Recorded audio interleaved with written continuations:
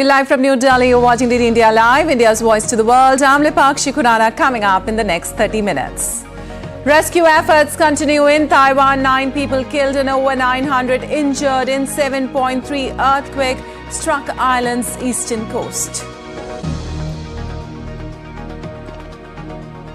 Mortal remains of foreign aid workers killed in Israeli strike transported to Egypt for repatriation. UN suspends aid movements at night in Gaza. US says it wants swift Israeli investigation into attack on aid workers. White House says President Biden outraged and outspoken to speak with Israeli PM Netanyahu. And campaigning underway in full swing for India's general elections. India's Prime Minister Narendra Modi to hold public rallies in Bihar and West Bengal.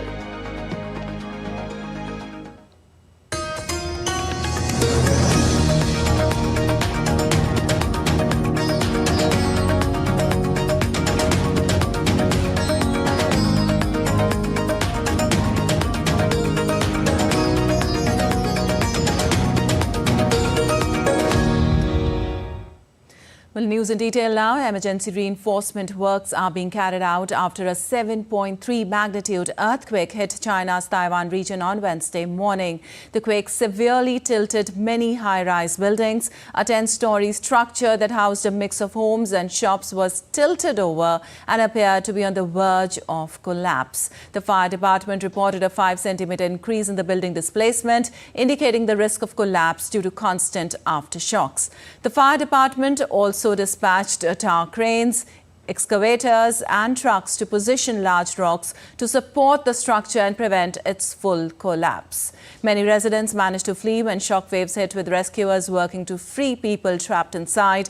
As per the local emergency operations center, the quake had left 9 people dead and more than 900 people have been injured.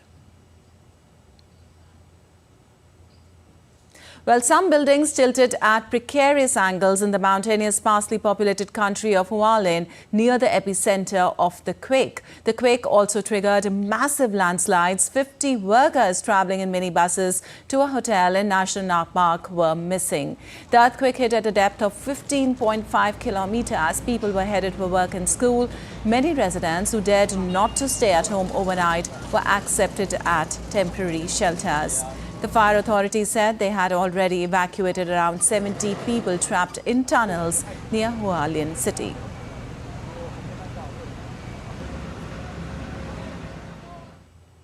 Meanwhile, Taiwan has started the demolition of hazardous buildings in Hualien, which were badly damaged by the quake. Excavators were seen tearing down buildings which have been marked for demolition in the Hualien County. Mayor Su Shenwei said the demolition of the 4 tilted buildings would take at least 2 days, with residents and businesses evacuated. She added rescuers continued their search. We hope to complete the demolition in 2 days' time. There are 4 buildings in total. The buildings are tilted and they are at security risk. After discussing with the residents and turning off the water pipes and security, we started the demolition. The powerful earthquake was also captured by the cameras in a newsroom during a live broadcast. The anchors on air kept speaking and delivering news while the studio was visibly shaken and lights swaying violently overhead.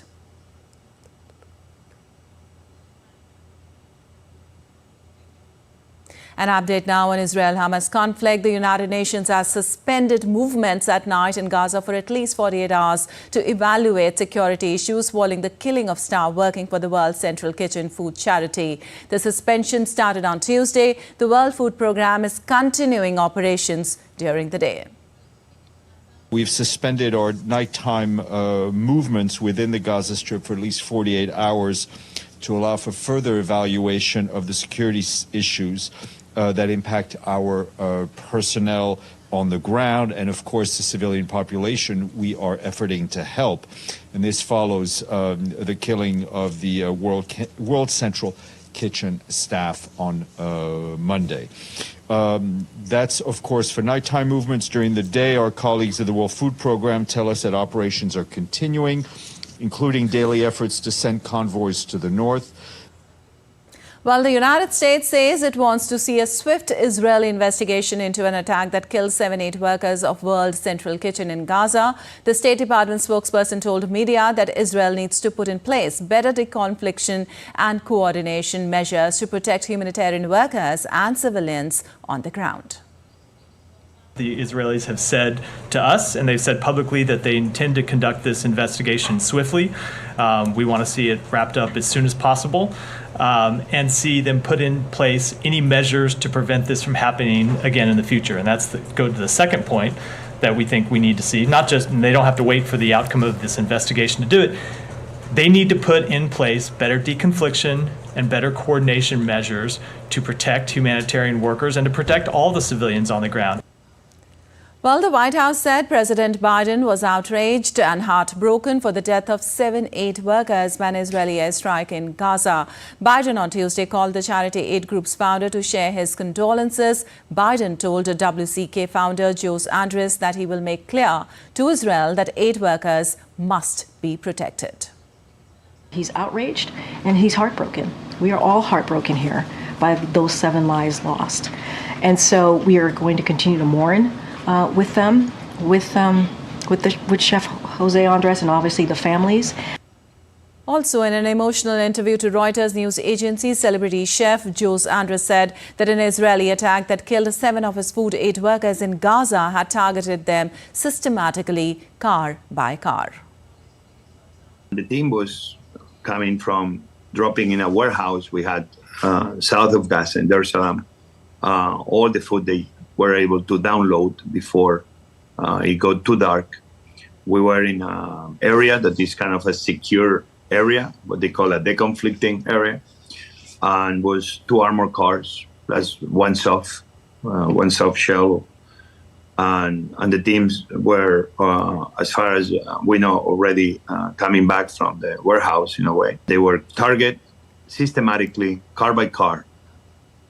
Speaking via video, Andres said that RDF was aware of the convoy's whereabouts. He called for investigations of the incident by the U.S. government and by the home country of every aid worker that was killed. This happened over more than 1.5, 1.8 kilometers. So this was not just a bad luck situation where, oops, we dropped the bomb in the wrong place or no, this was over 1.5, 1.8 kilometers with a very defined humanitarian convoy that had signs in the top, in the roof, a very colorful logo that we are obviously very proud of, but that's very clear who we are and what we do. And the World Central Kitchen founder condemned the war as a whole. Humanitarians and civilians should never be paying the consequences of war. This is a basic principle of humanity. At the time, this looks like it's not a war against terrorism anymore. Seems this is a war against humanity itself. And the mortal remains of 8 workers who were killed by an Israeli airstrike in Gaza arrived in Egypt on Wednesday. An ambulance convoy carrying the mortal remains crossed the Rafah border after departing Gaza earlier on Wednesday. The bodies of the foreign aid workers were handed over to UN officials at the Egyptian border for transport home. The strike late on Monday night hit a convoy of 3 vehicles and killed 7 staff of the aid group World Central Kitchen, including citizens of Australia, Britain and Poland, a dual citizen of the United States and Canada, as well as a Palestinian colleague who was buried at his home. Israel said it mistakenly killed the aid workers and promised a full investigation. Well, a sea convoy of undelivered food for Gaza returned to Cyprus on Wednesday after the killing of 8 workers of World Central Kitchen in an Israeli airstrike on Monday evening. A cargo ship carrying 240 tons of food, initially destined for the people of Gaza, sailed back to Larkana in Cyprus following the deadly attack, dropping anchor just outside the port. A second ship, the Open Arms, owned by a Spanish NGO working with WCK, arrived earlier. The undelivered aid was part of a consignment of about 340 tons sent to Gaza from Cyprus on March 30th. The aid workers killed in Gaza had just finished work unloading 100 tons from a barge also sent from Cyprus. WCK, active in Gaza since October, has paused operations in the territory after the killings and turned around its flotilla of ships back to Cyprus.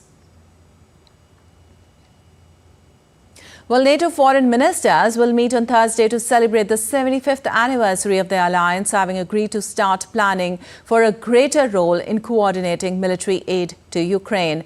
On Thursday, the ministers were also met with Ukrainian Foreign Minister Dmytro Kuleba. On the second day of a meeting in Brussels, the ministers will mark the signing of the Washington Treaty on April 4, 1949, of the North Atlantic Treaty that established the transatlantic political and military alliance. NATO began with 12 members from North America and Europe. At its heart is the concept of collective defense. 75 years later, NATO has 32 members and has retaken a central role in world affairs. On Wednesday, NATO ministers agreed to start planning for a greater NATO role in coordinating security assistance and training for Ukraine.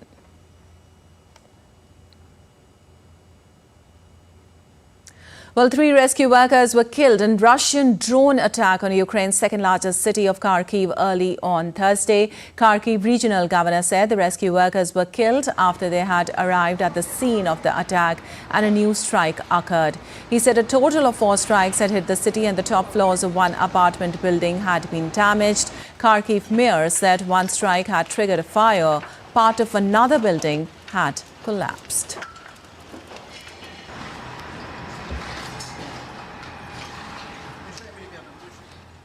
Well, tens of thousands of people have fled the Haitian capital, Port-au-Prince, in past weeks in a desperate bid to escape a surge in gang violence. That's according to the United Nations, which says the scale of human rights abuse taking place is unprecedented in modern Haitian history.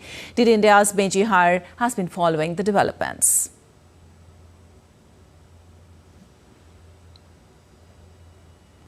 UN figures suggest more than 50,000 Haitians escaped the country's main city in a matter of weeks during March amid a deadly conflict between powerful armed gangs. Killings, kidnappings and sexual violence have forced residents to rural areas, which the United Nations, here in the US, warns are not equipped to deal with such a huge influx of people. These are areas still recovering from a devastating earthquake just a few years ago. Now, some have sought to cross into the Dominican Republic, but the government there has bolstered border security and deported tens of thousands of displaced civilians back across to Haiti. The poverty-stricken Caribbean state has been in the throes of an internal crisis, teetering on the collapse and a potential civil war as gangs took over swathes of the nation. The Prime Minister, Ariel Henry, resigned last month from the US territory of Puerto Rico to Haiti's east, on the same day that the United States announced an additional $100 million to finance the deployment of a multinational force to assist Haitian police. On Monday, Haiti's de facto government issued a statement saying its leaders were working toward a peaceful transition of power as fast as possible. Benji Hire in Washington, reporting for DD India. Well, severe weather wreaked havoc across the Mideast of the United States with a succession of tornadoes wreaking damage on infrastructure, residences and communal areas. As the intense storm hit the eastward, states such as Ohio, Pennsylvania and Indiana. The weather authorities have cautioned the storms to persist. Regions in eastern Virginia and upper North Carolina could face severe thunderstorms as an unstable weather front gradually extends southeastward.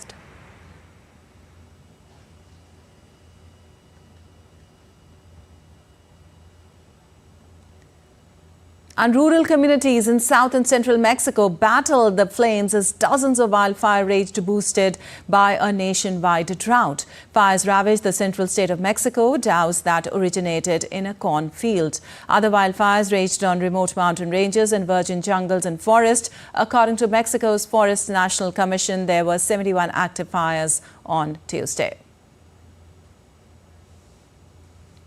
And now let's take a look at other stories making news across the globe. The Syrian Ministry of Defense conducted a ceremony to honor the 7 Iranians killed in an airstrike on the Iranian embassy in Damascus. Iran's ambassador in Syria, Hossein Akbari, was among those who attended the ceremony.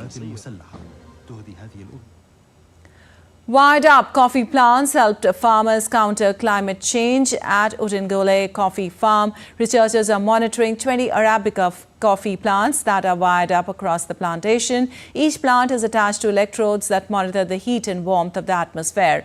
Using this technology, it will provide researchers the continuous updates on their health and hydration. Multiple Apple services, including the App Store, Apple TV Plus and Apple Music, were down on Wednesday for users in the United States. Approx 6,400 users reported issues at the peak of the outage. Over 1,000 user reports for both Apple TV Plus and Apple Music were reported. Thousands of people took to the streets in Turkey's southeastern city of Van to celebrate an election board decision restoring pro-Kurdish mayor-elect Abdullah Zeydan to his post. Zeydan from the DEM party was elected on Sunday's local elections, prompting people to once back pour into the streets in bigger crowds than in the morning to celebrate.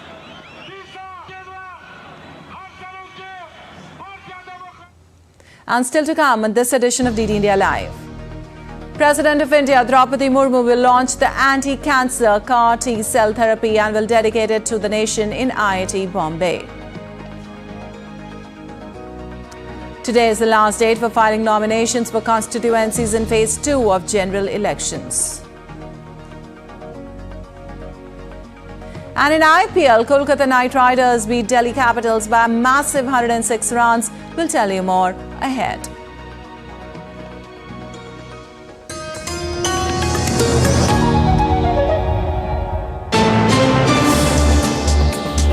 Voice of a rising aspirational world. Stories of challenges, struggles and accomplishment. A world battling conflict, hunger and poverty. Embracing growth, development, science and technology. A voice of progress, a voice of unity. Watch Voice of the Global South with me, Akshay Dongre, only on DD India.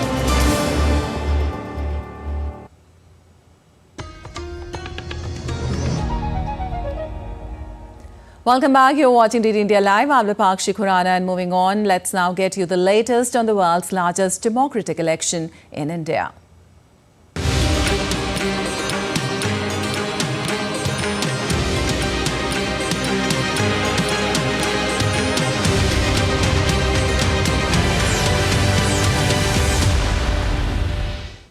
As the date draws closer for India's parliamentary elections, leaders of all political parties have intensified the campaign for polls. India's Prime Minister Narendra Modi will address 2 public meetings in Indian states of Bihar and West Bengal. Prime Minister will address his first rally at Jamui in Bihar today. This would be his first rally in Bihar since the announcement of dates of elections. Chirag Paswan led Lok Jan Shakti Party. Ram Vilas has retained the Jamui seat in a seat-sharing agreement with BJP National Democratic Alliance. Paswan has fielded Arun Bharati from the constituency, earlier represented by him twice in 2014 and 2019. Later in the afternoon, Prime Minister will head to Indian state of West Bengal. Prime Minister will address a rally at Cooch Behar constituency. BJP has renominated Nishit Pramamanik, who is also Union Minister of State for Home Affairs, as its candidate from Cooch Behar constituency.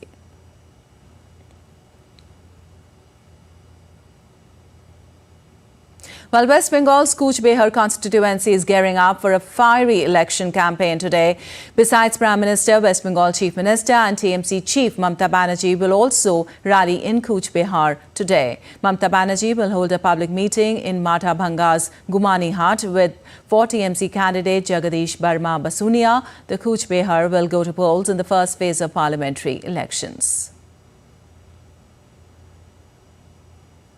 In Maharashtra, the Congress has expelled its senior leader Sanjay Nirupam for 6 years for his anti-party statements. Early on Wednesday, the party had removed him from the list of star campaigners for the Lok Sabha elections. The development came after Sanjay Nirupam made a string of remarks against Congress India ally Shiv Sena. Uddhav Balasaheb Thackeray and its leader Uddhav Thackeray after it announced some candidates for parliamentary constituencies in Maharashtra. However, Nirupam had said he would announce his next course of action on Thursday. And the notification for the second phase of the Lok Sabha elections will conclude today. Elections will be held in 88 parliamentary constituency seats in 12 states and union territories, along with the remaining part of the outer Manipur constituency in this phase. States, union territories included in phase 2 are Assam, Bihar, Chhattisgarh, Jammu and Kashmir, Karnataka, Kerala, Maharashtra, Madhya Pradesh, Rajasthan, Tripura, Uttar Pradesh and West Bengal, apart from one part parliamentary constituency in Manipur. In the dual interaction between geography and political decisions and the geographical structure of the election system are an essential part of elections in India. The vast topography and cultural diversity play a major role in planning and conduct of elections. More in this report. India, the largest democracy in the world.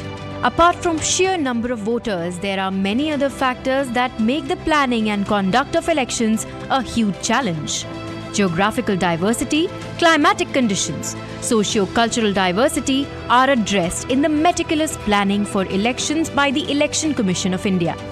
A high grade of professionalism, continued innovation, technological integrations, and strategic interventions come into play to ensure free, fair and credible elections in a country as vast and diverse as India.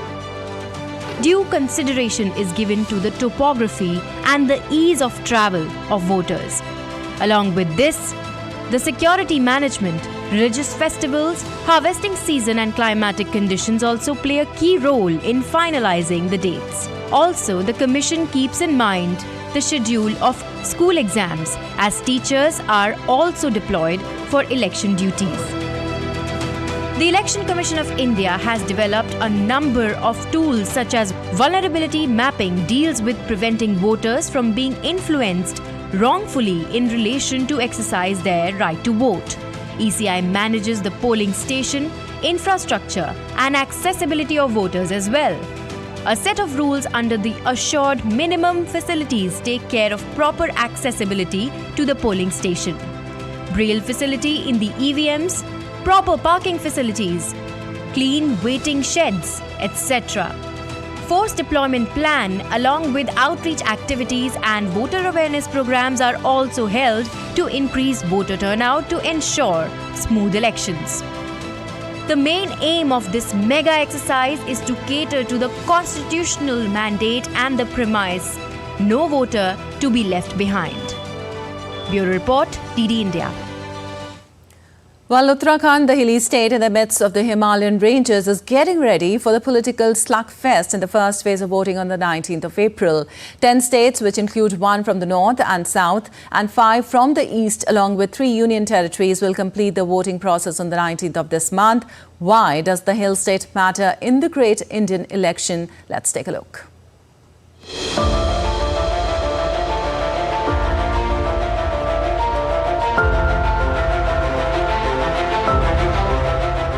Wearing the Himalayan range as a crown, the North Indian hill state of Uttarakhand is known for its stunning natural beauty, ski and trekking resorts, and the Hindu pilgrimage sites, including the towns of Kedarnath, Rishikesh, and Haridwar, through which the river Ganga or the Ganges flows.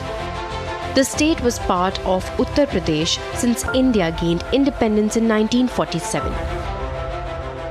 Uttarakhand became a separate state, Uttaranchal, in 2000, and in 2007, the state's name was changed to Uttarakhand.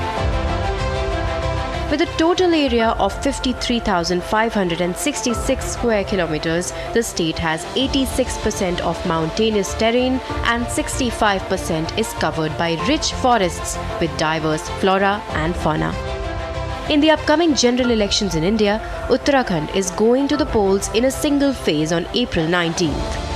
The state, which is classified into 2 administrative divisions, the Garhwal and Kumaon regions, consists of 5 Lok Sabha or lower house seats in the Indian Parliament.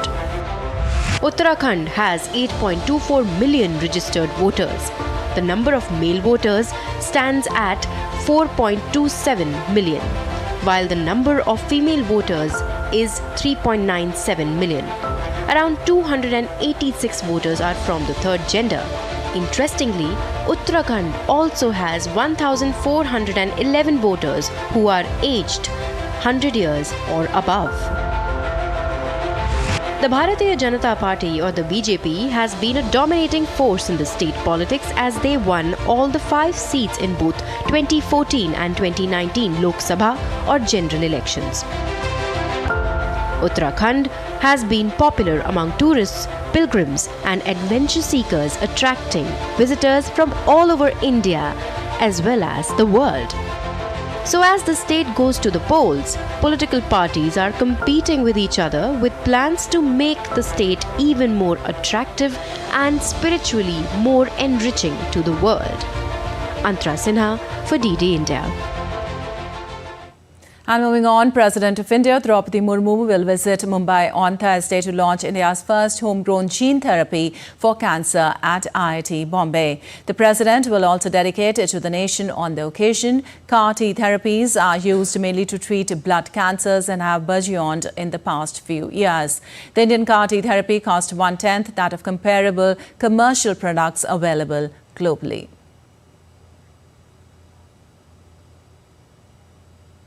And on to sports now. Into IPL, Kolkata Knight Riders beat Delhi Capitals on Wednesday by a massive 106 runs in the match 16 of this season. The VDCA International Stadium was full of cheers for Sunil Narine and Ankrish Raghuvanshi hit half centuries. Sunil Narine top scored with 85 runs as the Kolkata Knight Riders tore apart Delhi Capitals, bowling like cotton candy to post 272 for 7.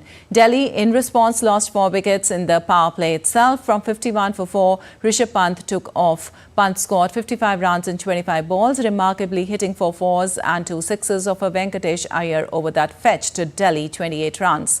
KKR now stands at the top of the season standings with a win in all their 3 matches so far.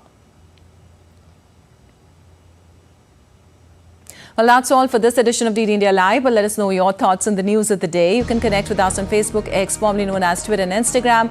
We'll be back with more news as it breaks here on DD India. I'm Lipakshi Khurana from all of us here in Delhi. Thanks for watching DD India Live.